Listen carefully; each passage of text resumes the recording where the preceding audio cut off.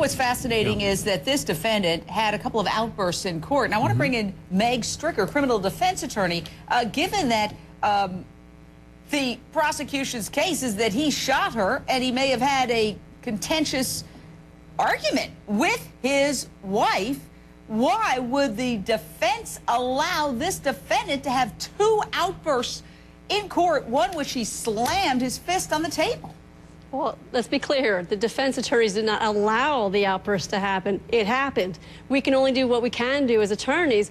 This is a very emotional case, and the defendant happened to have an outburst. Let's be clear, because this is so hard for him. I'm pretty biased on this one. I believe in the innocence here. This was a fight that went completely out of control, and that's what happened. And so he's going to be very angry as he hears some of this testimony. It's really, really, really sad that he's lost his wife. And yes, there were some issues, and no one's fighting that they were fighting. No one's disputing that there was alcohol involved with respect to Mrs. Ward. But he did not blatantly shoot her with reckless disregard or with ill... Wait, Meg. Yeah. Meg, why do you think that, though? You've made up your mind already, Yes, but what about the idea that it could be further away from that 18 inches? They got that yardstick in there. Yeah, Maybe they're saying, look, as it goes longer and longer, it becomes there's no blood on Bob Ward. Why make up your mind so quickly?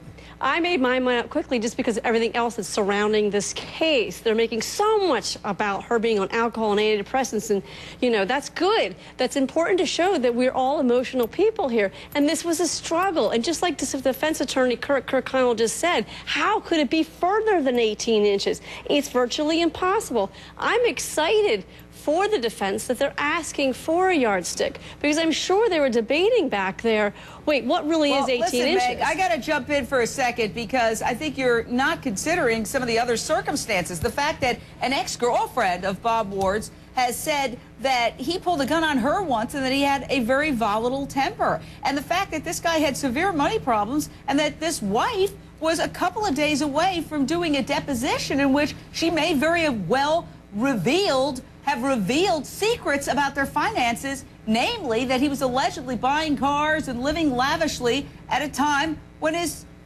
company was going down the tubes. Right, and it's all circumstantial stuff you're saying, but then they should have went for first degree, that he premeditated this. If he's going to kill her, he's going to do it in a lot better circumstances than this, and then call 911 very calmly and say, I just shot my wife. That's not how it would work. I mean, I know we have a lot of criminals that make some stupid mistakes here, but that's not what happened in this case. And I think they are going to come back. Meg, I hear you completely. Meg, it's a great point. He still made those words. He made that statement. I just shot my wife, and that could be critical. Folks, we'll have more